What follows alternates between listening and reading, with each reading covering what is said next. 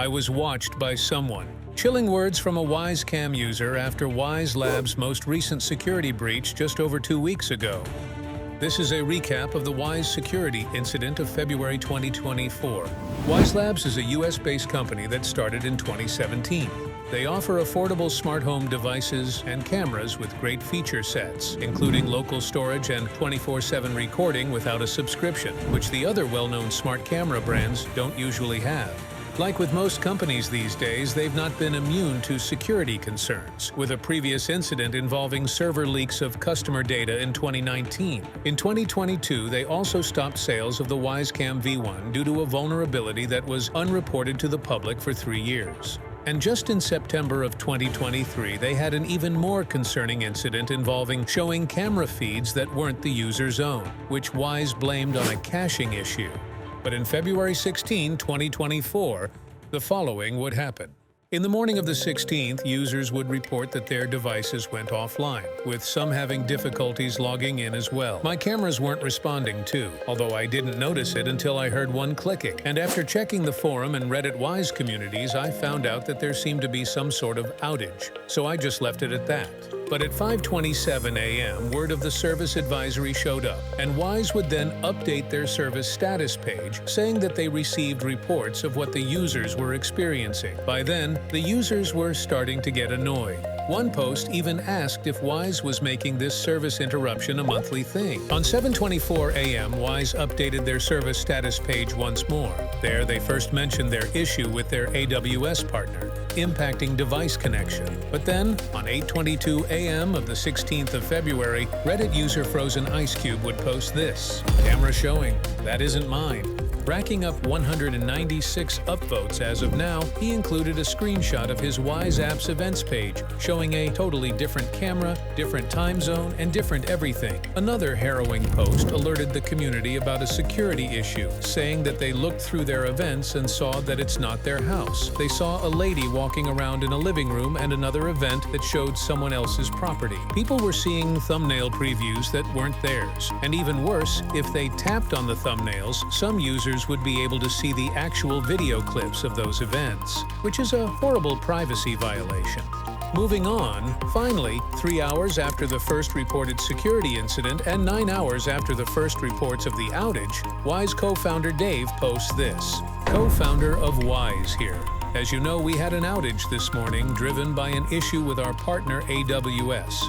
Cameras are starting to come back online for live viewing, but we are now restricting access to the Events tab while we investigate a possible security issue.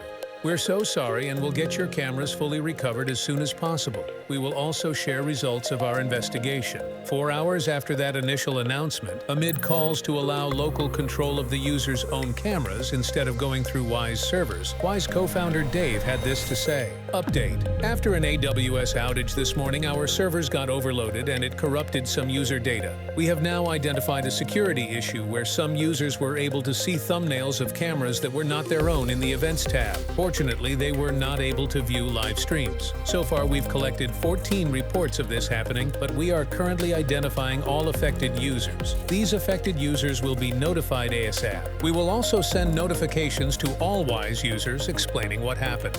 As soon as we saw these reports, we took down the Events tab. We then added in an extra layer of verification for each user before they could see thumbnails. To be extra safe, we are now force logging out all users who have used the Wyze app today to reset tokens. We will explain in more detail once we finish investigating exactly how this happened and further steps we will take to make sure it doesn't happen again. Again, we are very sorry for the inconvenience today. Thanks to everyone who helped report incidents and helped get devices back online. Our deepest apologies to everyone affected.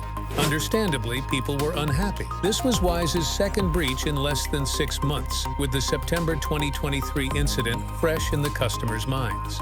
But finally, 3 days after, Wyze sent update emails to all customers, affected or not. The media began putting out articles about the incident, with multiple news outlets covering the emerging story. But what did Wyze's dedicated users and customers have to say about it? But first, for context, they sent 4 emails, not including their poorly timed Cam Plus promo email. The first emails were sent to the affected users.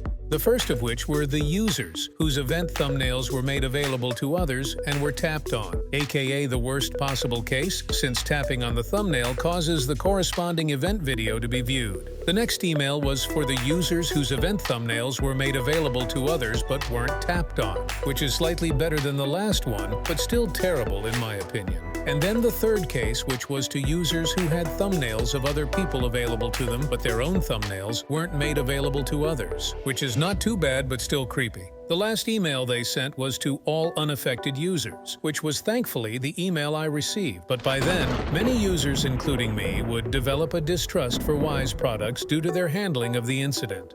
Because it turns out that around 13,000 users were affected, which is much more than the initial 14 reports, which was the number Wyze came out with when the security breach started to show up. Right now, some people still haven't received their email updates regarding the security incident, so in all likelihood, some affected users might still not know until now if strangers viewed their homes. Some users' cameras are still apparently offline since the outage began, and some people are also still waiting for Wyze's incident report and further updates. But what can we, the customers, do about it? Wyze cameras are one of the cheapest, if not the cheapest, smart home cameras you can buy, so there isn't much established competition.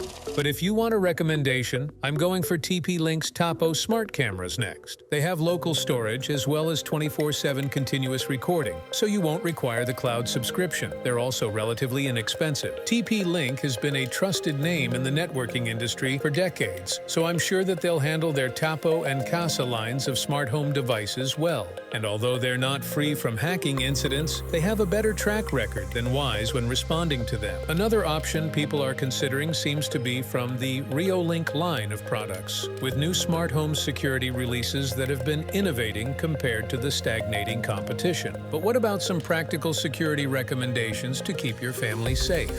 Firstly, if you're using network smart cameras, don't aim them somewhere sensitive, like in a bedroom or some other indoor areas. If you have children and need a baby monitor, use something that's totally local and doesn't even touch the internet. Their safety should be a #1 priority. For peace of mind, you can also get a non-Wyze smart plug that can remotely and automatically turn off the cameras by physically cutting power to the device, so you're sure that they're off.